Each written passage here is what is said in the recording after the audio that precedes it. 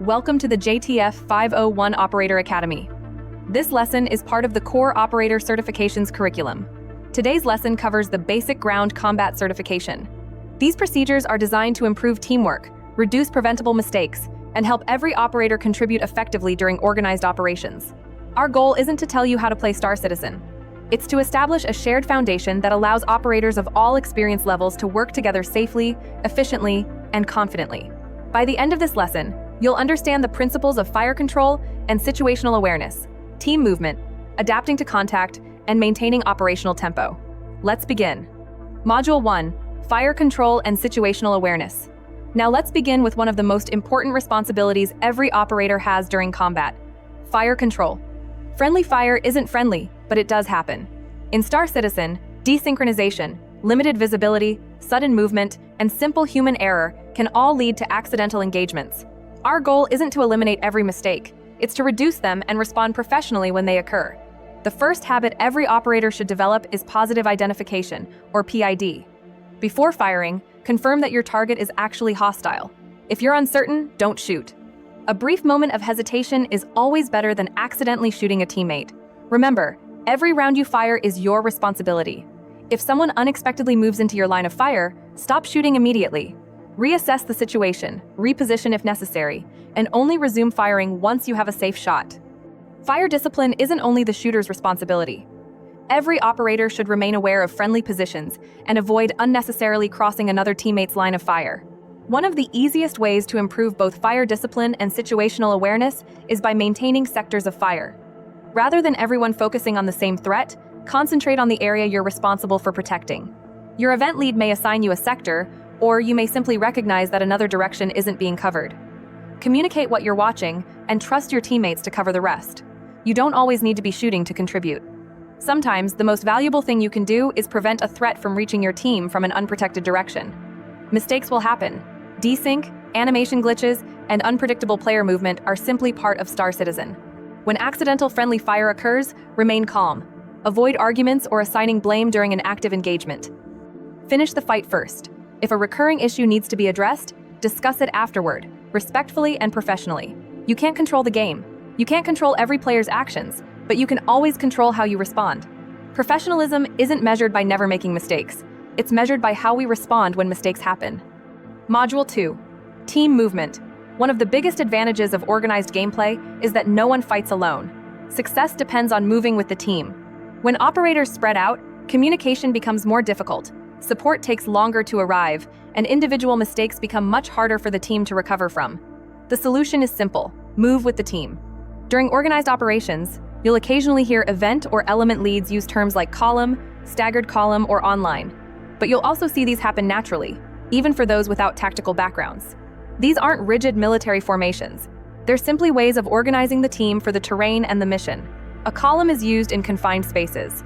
A staggered column provides greater spacing while maintaining cohesion. An online formation places operators side by side when approaching or engaging an objective. You may also hear references to the point or rear security. The point operator leads the team's movement and is usually the first to identify potential threats. Rear security ensures the team remains protected from behind and helps keep everyone together during movement. No matter your position, maintain appropriate spacing. Avoid crowding your teammates, but don't fall so far behind that you lose visual contact or become difficult to support. As you move, pay attention to the terrain. Doorways, stairwells, elevators, airlocks, and narrow corridors are often called fatal funnels because they restrict movement and increase vulnerability. Move through them deliberately and continue forward once clear. Do not stop as it presents risk for you and your team behind you. Star Citizen also introduces challenges unique to the game.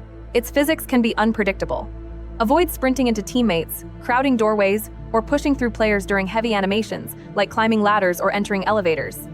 Slow, deliberate movement is almost always safer, and often faster than everyone trying to force their way through the same space. Elevators deserve special attention because they're one of the easiest places for a team to lose momentum or lose operators to physics. When loading an elevator, don't sprint inside. Enter deliberately. The first operator enters and takes the controls. The second moves to the rear left. The third moves to the rear right. The fourth moves to the front right. If a fifth operator is present, they occupy the center. When exiting, reverse the order. This prevents everyone from trying to push through the doorway at once and allows the team to establish security much more quickly. Operators waiting outside should continue providing security until everyone has loaded or exited safely. Good team movement isn't about moving faster than everyone else. It's about moving together.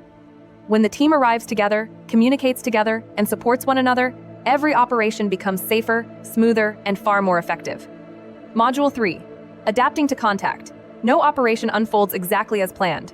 Eventually, every team will encounter unexpected resistance, an ambush, or a situation that requires immediate action. When that happens, your first responsibility is simple. Stay calm, take a breath, identify the threat, and work with your team. During most engagements, operators naturally fall into one of two roles: support or assault. The support element engages the enemy, suppresses hostile positions, and creates opportunities for teammates to maneuver safely. The assault element moves, flanks, and closes with the enemy to clear or destroy the objective. Neither role is more important than the other. Support enables maneuver, and maneuver solves the problem. As the fight develops, you'll often move between these roles. You may begin by providing covering fire while another operator advances. Moments later, you may become the one maneuvering while someone else supports your movement. These transitions happen naturally throughout an engagement. Occasionally, your event lead may assign dedicated assault and support elements before contact. More often, however, the team will adapt naturally based on the terrain, objective, and situation.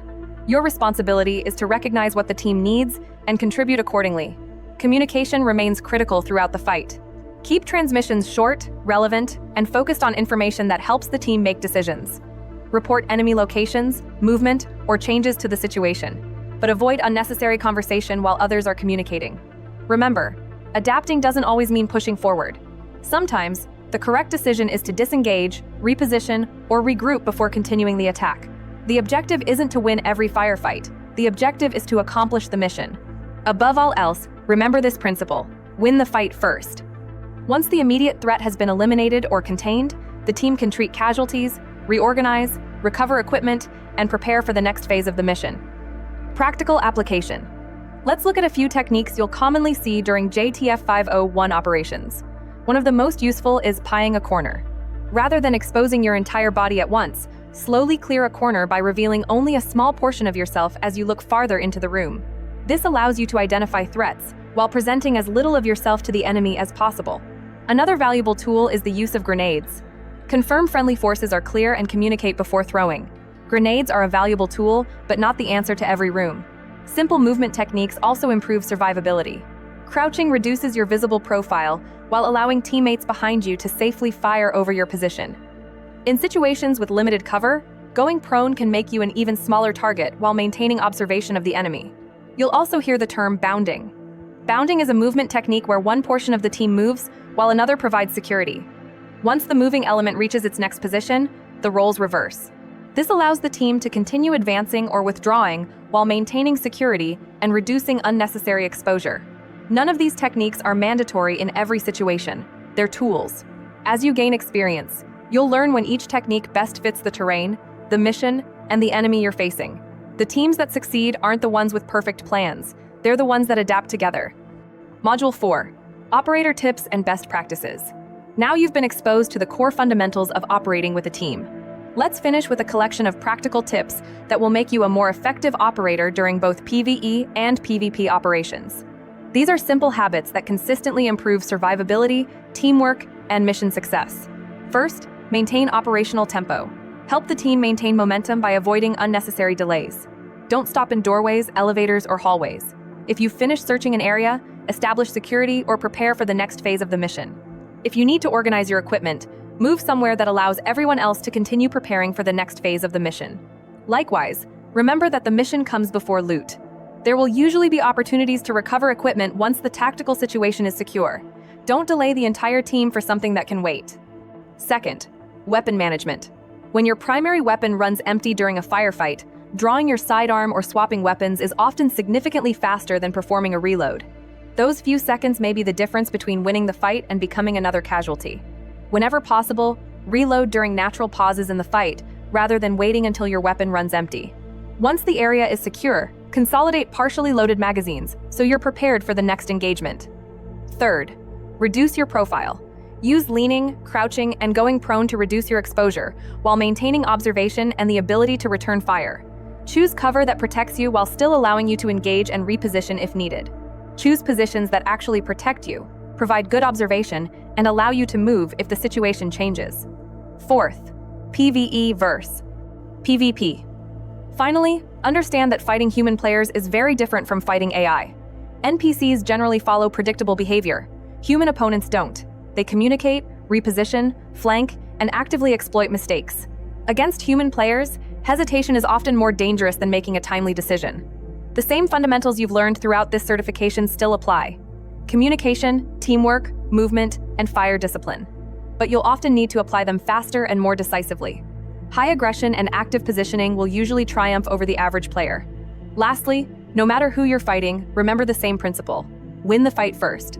Once the immediate threat has been eliminated or contained, then treat casualties, reorganize, recover equipment, and prepare for what comes next. Review.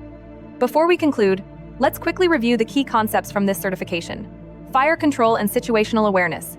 Every round you fire is your responsibility. Maintain positive identification, know where your teammates are, and trust them to cover their sectors. Friendly fire isn't friendly, but mistakes happen. Respond professionally, learn from them, and continue supporting the team. Team movement. Move with the team. Maintain spacing.